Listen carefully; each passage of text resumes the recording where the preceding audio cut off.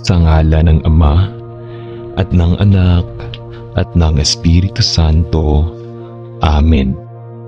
Ang pinakapangunahing kahulugan ng panalangin ay pakikipag-usap sa Diyos. Ang panalangin ay hindi pagninilay-nilay o pagmumuni-muni lamang. Ito ay direktang pakikipag-ugnayan sa Diyos. Ito ay komunikasyon ng kaluluwa ng tao sa Diyos na lumikha sa Kanya. Ang panalangin ay ang unang paraan ng mga mananampalataya para maipahayag kay Hesukristo ang kanilang nararamdaman at ang pagnanais na makipag-ugnayan sa Diyos. Halina at sabay-sabay tayong manalangin sa Panginoong Diyos na buhay. Mahal na Ama, Diyos, salamat sa pagpapadala kay Jesus. Sino ang dakilang halimbawa ng isang tao na lumakad sa espiritu at katotohanan at naghintay sa Diyos? Isang lalaking may pusong alipin at may pagnanais na gawin ang iyong kalooban. Salamat sa iyo para kay Jesus, na sa buong buhay niya ay nagpakita sa kanyang sarili bilang isang tao na maghihintay sa iyo sa bawat sitwasyon at gawin lamang ang mga bagay na narinig niya mula sa iyo. Ama, sa kapangyarihan ng banal na Espiritu, ipinagdarasal ko na ako rin ay matuto kung paano maghintay sa iyo at tahimik na magpahinga sa iyong kalooban. Panginoon, gusto kong mawalan ng laman ang sarili upang ako ay mapuno sa iyo. Salamat sa iyo na si Jesus ay ang aming karapat-dapat na halimbawa, pati na rin ang pagiging aming manunubos at tagapagligtas. At dahil si Jesus na ngayon ang aking buhay, nananalangin ako na mabuhay ako gaya ng ginawa niya. Isang buhay na pinapatnubayan ng Espiritu. Isang buhay na lumalakad sa Espiritu at biyaya. Isang buhay na naglalayong gawin ang iyong kalooban. Isang buhay na naghihintay sa inaasahan ng pasyente sa iyo. Sapagkat sa iyo nabibilang ang lahat ng kapangyarihan at karunungan at kamahalan at lakas. At kung wala ka, ay wala akong magagawa. Tulungan mo akong sundin ang halimbawa ni Jesus, at ito ay nasa kanyang pangalan na aking ipinagdarasal. Amen. Tulungan mo ako, Panginoon, upang maging parin sa iyong harapan at maghintay ng tahimik at matyagang harap mo tulad na ginawa ng salmista. Marami at mahalaga ang mga pangakong ibinigay mo sa iyong mga anak at nais kong magpahinga sa kanila sa pamamagitan ng pananampalataya at sumunod sa iyo. Sandali sa pamamagitan ng sandali at papuri sa iyong banal na pangalan.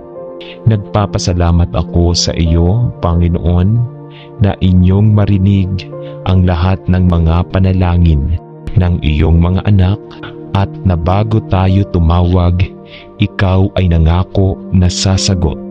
Nagpapasalamat din ako sa iyo na partikular na itinuturo mo sa akin na kahit na ang sagot ay maaaring matagal nang darating, nasa pamamagitan nito ay nagpapaunlad ka sa akin ng isang matyagang pagtitiwala sa iyo at nagtatatag ng mas matatag na pananampalataya sa iyong salita, sapagkat ang iyong salita ay totoo at ikaw ay isang tapat at maawaing Diyos.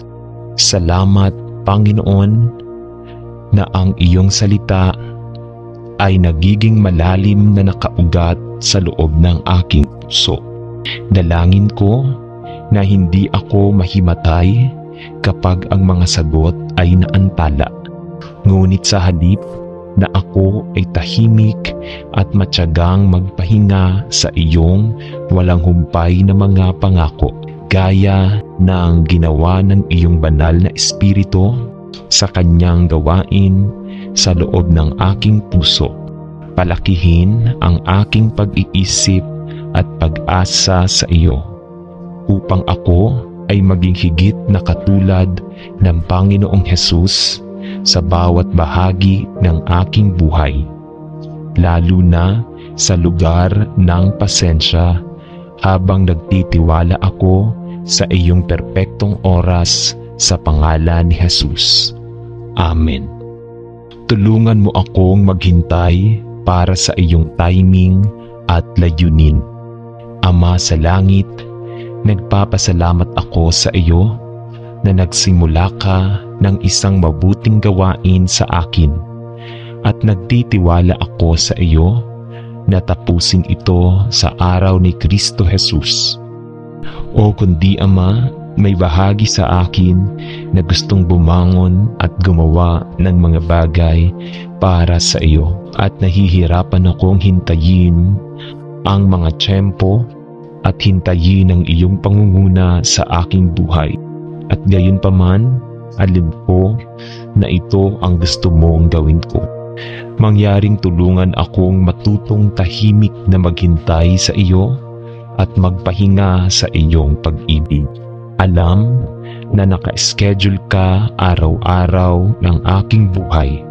Bigyan mo ako ng lakas ng loob at karunungan na maging tahimik at maghintay ng tahimik, matyaga at umaasam na alam mo na ang iyong tiyempo ay perpekto, at alam mo ang mga plano na iyong nilayon para sa aking buhay kahit na hindi ko alam. Ama, nagtitiwala ako sa iyo at mahal kita. Pinupuri ko at pinasasalamatan kita na ang iyong biyaya ay sapat na para sa akin. Gaano man ako kalungkot o kung gaano kalaki ang landas na tinatahak ko, salamat Ama na ikaw ay kasama ko sa bawat sandali ng araw. Salamat na ikaw ay isang tapat na Diyos na tatapusin ang mabuting gawain na iyong sinimulan sa akin, sa iyong panahon at sa iyong paraan. Purihin ang iyong pangalan magpakailanman. Amen. Mapagmahal na Ama, ipinagdarasal ko na turuan mo ako kung paano manalangin at matyagang maghintay sa iyo, at magkaroon ng tunay na pag-unawa sa kung ano talaga ang ibig sabihin ng paghihintay sa Panginoon. Tulungan mo akong maging tahimik sa harap mo, makinig sa iyong tinig sa pamamagitan ng iyong salita at sumunod sa iyo. Panatilihin mo ako mula sa pagkabalisa at pag-aalala. Ngunit sa halip, hayaan mo akong matuto ng higit pa tungkol sa iyo. Bagkus, ilapit mo ako sa iyong sarili at ilayo mo ako sa mapangahas na pag-iisip. Bagkus turuan mo ako ng kababaang loob ng puso, na nalalaman na ang iyong pagnanais para sa lahat ng iyong mga anak ay ginawa namin ng makatarungan. Mahalin ang awa at lumakad ng mapagpakumbaba sa harap mo. At sa lahat ng mga bagay, ipinagdarasal ko na habang natututo akong maghintay sa iyo at lumalalim sa iyong salita ng katotohanan, na sa lahat ng bagay ay magdadala ako ng kaluwalhatian sa iyong pangalan. Sa pangalan ni Jesus ay nananalangin ako. Amen. Mahal na Panginoong Jesus, kung minsan ay nakakaramdam ako ng pagod at pagod habang sinisikap kong gampanan ang mga tungkulin at gawain sa bawat araw. Tulungan mo akong, Panginoon, na tumabi sa gawain ng araw at gumugol ng oras sa paghihintay lamang sa iyo. Sapagkat ipinangako mo na ang mga naghihintay sa iyo ay magbabago ng kanilang lakas. Sila ay sasampa sa mga pakpak bilang mga agila. Sila ay tatakbo at hindi mapapagod. Sila ay lalakad at hindi mahimatay. Panginoon, madalas kong sinisikap na gawin ang mga bagay sa aking sariling lakas, at kapag ako ay napapagod, ay nangyayari sa akin na gumawa ng mga hakbang upang sinasadyang sumunod sa iyo at ibigay ang lahat ng aking mga pag-aalaga sa iyo.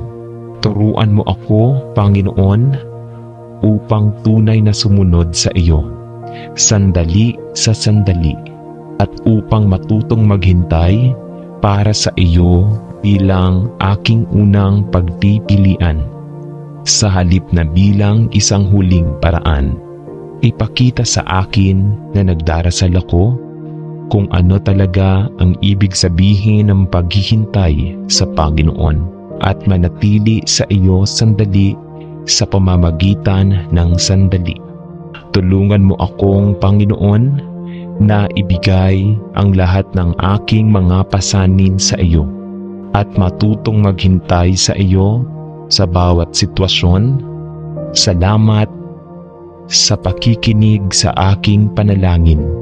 Sa pangalan ni Jesus ay nananalangin ako. Amen.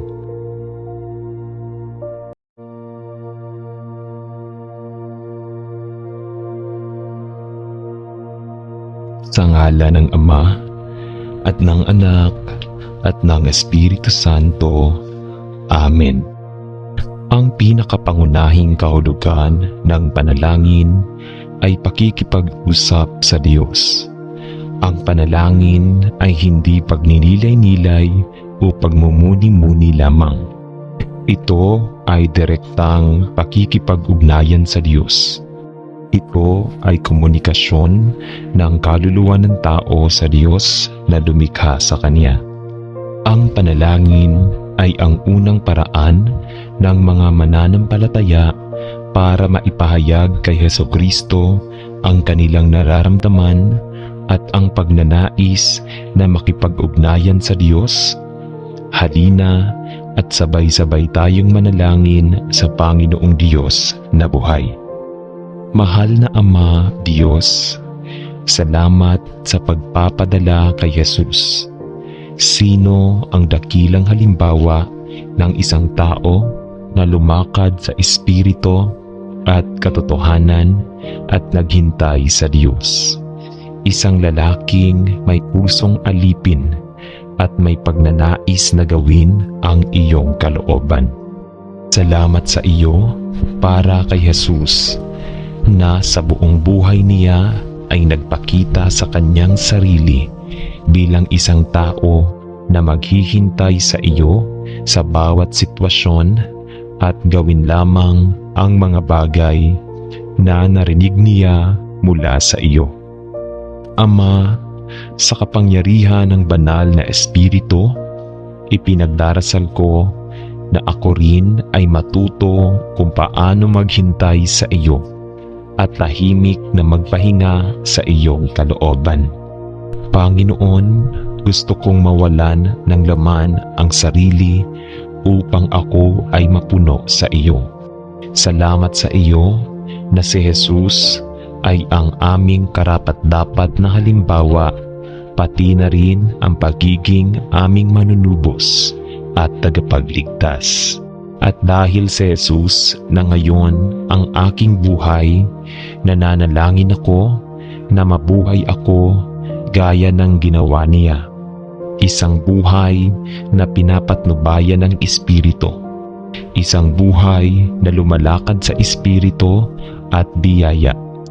Isang buhay na naglalayong gawin ang iyong kalooban. Isang buhay na naghihintay sa inaasahan ng pasyente sa iyo. Sapagkat sa iyo nabibilang ang lahat ng kapangyarihan at karunungan at kamahalan at lakas. At kung wala ka, ay wala akong magagawa. Tulungan mo akong sundin ang halimbawa ni Jesus, at ito ay nasa kanyang pangalan na aking ipinagdarasal. Amen. Tulungan mo ako, Panginoon, upang maging pa rin sa iyong harapan at maghintay ng tahimik at matyagang harap mo tulad na ginawa ng salmista. Marami at mahalaga ang mga pangakong ibinigay mo sa iyong mga anak at nais kong magpahinga sa kanila sa pamamagitan ng pananampalataya at sumunod sa iyo. Sandali sa pamamagitan ng sandali at papuri sa iyong banal na pangalan. Nagpapasalamat ako sa iyo, Panginoon, na inyong marinig ang lahat ng mga panalangin ng iyong mga anak at na bago tayo tumawag, ikaw ay nangako na sasagot. Nagpapasalamat din ako sa iyo na partikular na itinuturo mo sa akin na kahit na ang sagot ay maaaring matagal nang darating. Nasa pamamagitan nito ay nagpapaunlad ka sa akin ng isang matyagang pagtitiwala sa iyo at nagtatatag ng mas matatag na pananampalataya sa iyong salita, sapagkat ang iyong salita ay totoo at ikaw ay isang tapat at maawaing Diyos. Salamat, Panginoon, na ang iyong salita ay nagiging malalim na nakaugat sa loob ng aking puso. Dalangin ko na hindi ako mahimatay kapag ang mga sagot ay naantala. Ngunit sa halip na ako ay tahimik at matyagang magpahinga sa iyong walang humpay na mga pangako, gaya ng ginawa ng iyong banal na Espiritu sa kanyang gawain sa loob ng aking puso. Palakihin ang aking pag-iisip at pag-asa sa iyo, upang ako ay maging higit na katulad ng Panginoong Hesus sa bawat bahagi ng aking buhay, lalo na sa lugar ng pasensya, habang nagtitiwala ako sa iyong perpektong oras sa pangalan ni Jesus. Amen. Tulungan mo akong maghintay para sa iyong timing at layunin. Ama sa langit, nagpapasalamat ako sa iyo na nagsimula ka ng isang mabuting gawain sa akin at nagtitiwala ako sa iyo na tapusin ito sa araw ni Kristo Jesus. O kundi Ama, may bahagi sa akin na gustong bumangon at gumawa ng mga bagay para sa iyo at nahihirapan akong hintayin ang mga tiyempo at hintayin ang iyong pangunguna sa aking buhay. At gayon pa man, alam ko na ito ang gusto mong gawin ko. Mangyaring tulungan akong matutong tahimik na maghintay sa iyo at magpahinga sa iyong pag-ibig. Alam na naka-schedule ka araw-araw ng aking buhay. Bigyan mo ako ng lakas ng loob at karunungan na maging tahimik at maghintay ng tahimik, matyaga at umaasam na alam mo na ang iyong tiyempo ay perpekto at alam mo ang mga plano na iyong nilayon para sa aking buhay kahit na hindi ko alam. Ama, nagtitiwala ako sa iyo at mahal kita. Pinupuri ko at pinasasalamatan kita na ang iyong biyaya ay sapat na para sa akin. Gaano man ako kalungkot o kung gaano kalaki ang landas na tinatahak ko. Salamat Ama na Ikaw ay kasama ko sa bawat sandali ng araw. Salamat na Ikaw ay isang tapat na Diyos na tatapusin ang mabuting gawain na iyong sinimulan sa akin, sa iyong panahon at sa iyong paraan. Purihin ang iyong pangalan magpakailanman. Amen. Mapagmahal na Ama, ipinagdarasal ko na turuan mo ako kung paano manalangin at matyagang maghintay sa iyo at magkaroon ng tunay na pag-unawa sa kung ano talaga ang ibig sabihin ng paghihintay sa Panginoon. Tulungan mo akong maging tahimik sa harap mo, makinig sa iyong tinig sa pamamagitan ng iyong salita at sumunod sa iyo. Panatilihin mo ako mula sa pagkabalisa at pag-aalala. Ngunit sa halip, hayaan mo akong matuto ng higit pa tungkol sa iyo. Bagkus, ilapit mo ako sa iyong sarili at ilayo mo ako sa mapangahas na pag-iisip. Bagkus turuan mo ako ng kababaang loob ng puso na nalalaman na ang iyong pagnanais para sa lahat ng iyong mga anak ay ginawa namin ng makatarungan. Mahalin ang awa at lumakad ng mapagpakumbaba sa harap mo. At sa lahat ng mga bagay, ipinagdarasal ko na habang natututo akong maghintay sa iyo at lumalalim sa iyong salita ng katotohanan na sa lahat ng bagay ay magdadala ako ng kaluwalhatian sa iyong pangalan.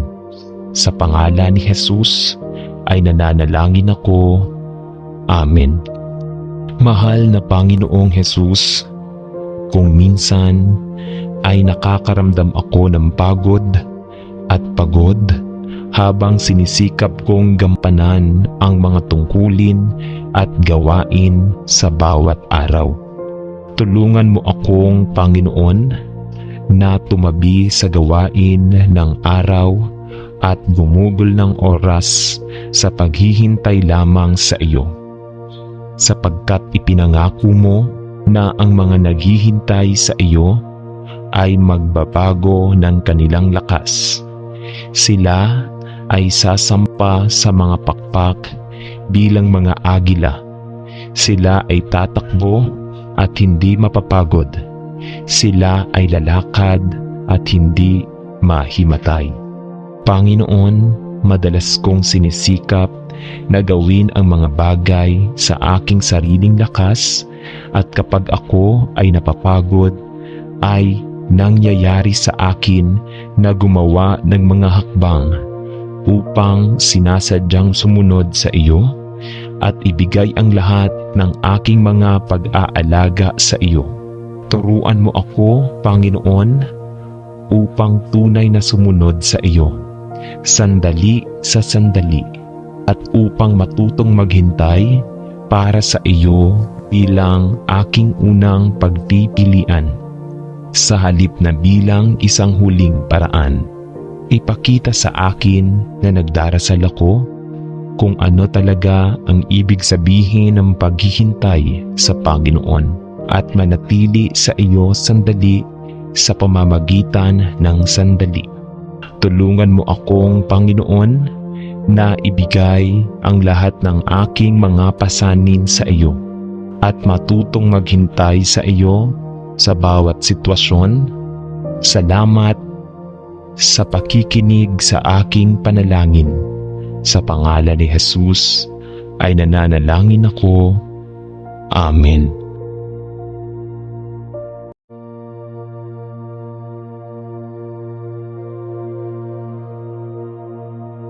Sa ngalan ng Ama at ng Anak at ng Espiritu Santo. Amen. Ang pinakapangunahing kahulugan ng panalangin ay pakikipag-usap sa Diyos. Ang panalangin ay hindi pagninilay-nilay o pagmumuni-muni lamang. Ito ay direktang pakikipag-ugnayan sa Diyos. Ito ay komunikasyon ng kaluluwa ng tao sa Diyos na lumikha sa Kanya. Ang panalangin ay ang unang paraan ng mga mananampalataya para maipahayag kay Hesukristo ang kanilang nararamdaman at ang pagnanais na makipag-ugnayan sa Diyos. Halina at sabay-sabay tayong manalangin sa Panginoong Diyos na buhay. Mahal na Ama, Diyos, salamat sa pagpapadala kay Jesus. Sino ang dakilang halimbawa ng isang tao na lumakad sa Espiritu at katotohanan at naghintay sa Diyos? Isang lalaking may pusong alipin at may pagnanais na gawin ang iyong kalooban.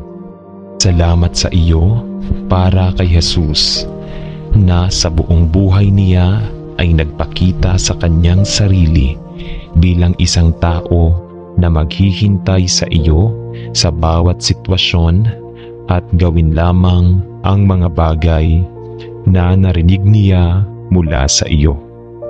Ama, sa kapangyarihan ng banal na Espiritu, ipinagdarasal ko na ako rin ay matuto kung paano maghintay sa iyo at tahimik na magpahinga sa iyong kalooban. Panginoon, gusto kong mawalan ng laman ang sarili upang ako ay mapuno sa iyo. Salamat sa iyo na si Jesus ay ang aming karapat-dapat na halimbawa, pati na rin ang pagiging aming manunubos at tagapagligtas. At dahil si Jesus na ngayon ang aking buhay, nananalangin ako na mabuhay ako gaya ng ginawa niya. Isang buhay na pinapatnubayan ng Espiritu. Isang buhay na lumalakad sa Espiritu at biyaya.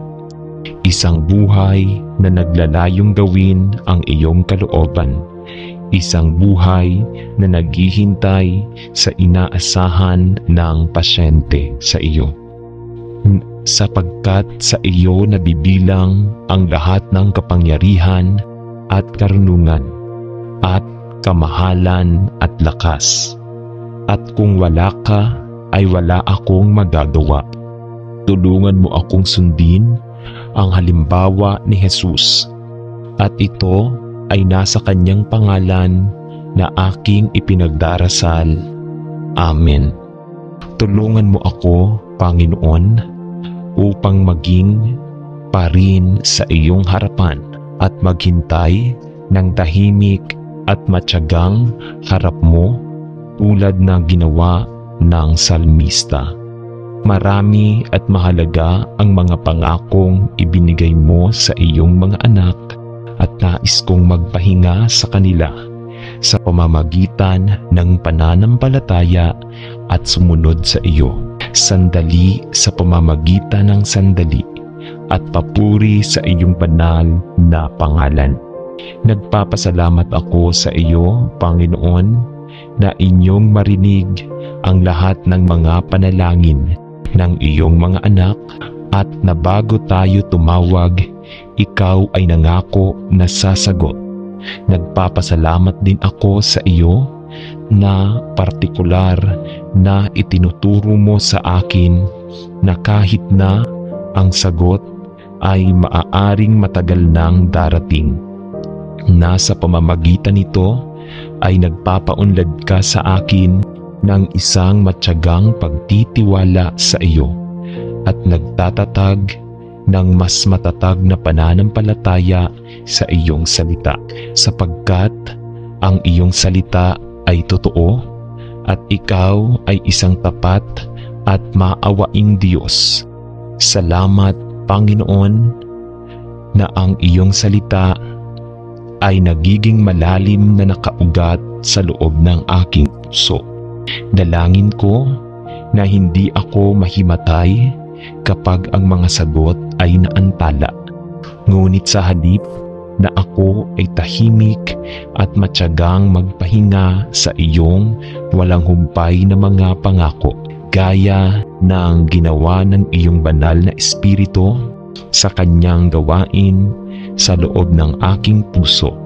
Palakihin ang aking pag-iisip at pag-asa sa iyo, upang ako ay maging higit na katulad ng Panginoong Hesus sa bawat bahagi ng aking buhay, lalo na sa lugar ng pasensya, habang nagtitiwala ako sa iyong perpektong oras sa pangalan ni Hesus. Amen. Tulungan mo akong maghintay para sa iyong timing at layunin. Ama sa langit, nagpapasalamat ako sa iyo na nagsimula ka ng isang mabuting gawain sa akin, at nagtitiwala ako sa iyo na tapusin ito sa araw ni Kristo Jesus. O kundi Ama, may bahagi sa akin na gustong bumangon at gumawa ng mga bagay para sa iyo, at nahihirapan akong hintayin ang mga tiyempo at hintayin ang iyong pangunguna sa aking buhay. At gayon pa man, alam ko na ito ang gusto mong gawin ko. Mangyaring tulungan akong matutong tahimik na maghintay sa iyo at magpahinga sa iyong pag-ibig. Alam na naka-schedule ka araw-araw ng aking buhay. Bigyan mo ako ng lakas ng loob at karunungan na maging tahimik at maghintay ng tahimik, matyaga at umaasam na alam mo na ang iyong tiyempo ay perpekto, at alam mo ang mga plano na iyong nilayon para sa aking buhay kahit na hindi ko alam. Ama, nagtitiwala ako sa iyo at mahal kita.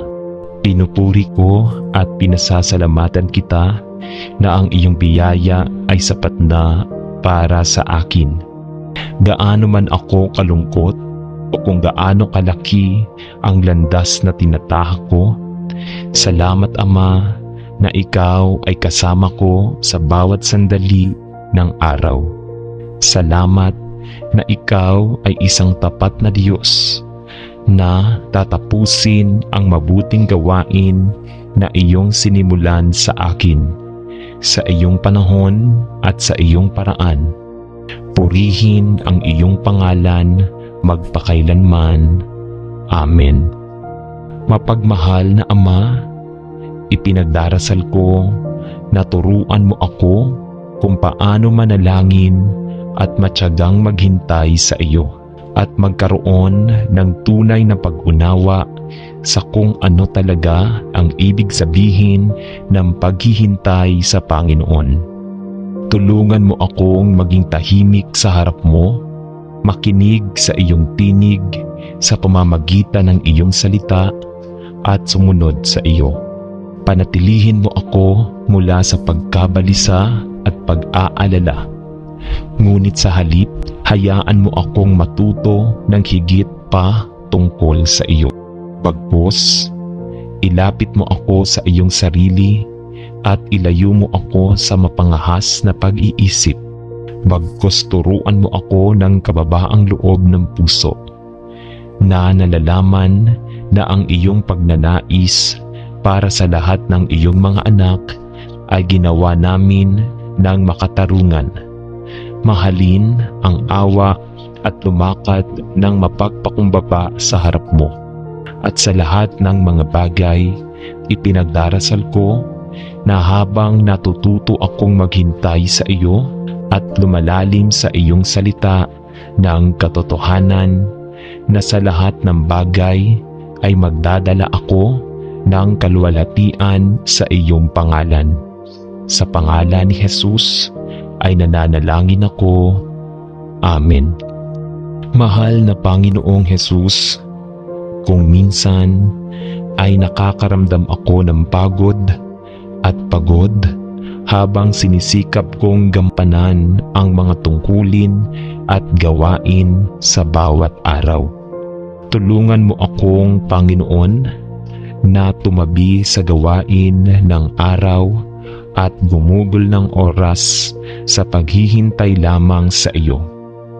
Sapagkat ipinangako mo na ang mga naghihintay sa iyo ay magbabago ng kanilang lakas. Sila ay sasampa sa mga pakpak bilang mga agila. Sila ay tatakbo at hindi mapapagod. Sila ay lalakad at hindi mahimatay. Panginoon, madalas kong sinisikap na gawin ang mga bagay sa aking sariling lakas, at kapag ako ay napapagod, ay nangyayari sa akin na gumawa ng mga hakbang upang sinasadyang sumunod sa iyo at ibigay ang lahat ng aking mga pag-aalaga sa iyo. Turuan mo ako, Panginoon, upang tunay na sumunod sa iyo, sandali sa sandali, at upang matutong maghintay para sa iyo bilang aking unang pagpipilian, sa halip na bilang isang huling paraan. Ipakita sa akin na nagdarasal ako kung ano talaga ang ibig sabihin ng paghihintay sa Panginoon, at manatili sa iyo sandali sa pamamagitan ng sandali. Tulungan mo akong, Panginoon, na ibigay ang lahat ng aking mga pasanin sa iyo at matutong maghintay sa iyo sa bawat sitwasyon. Salamat sa pakikinig sa aking panalangin. Sa pangalan ni Jesus ay nananalangin ako. Amen.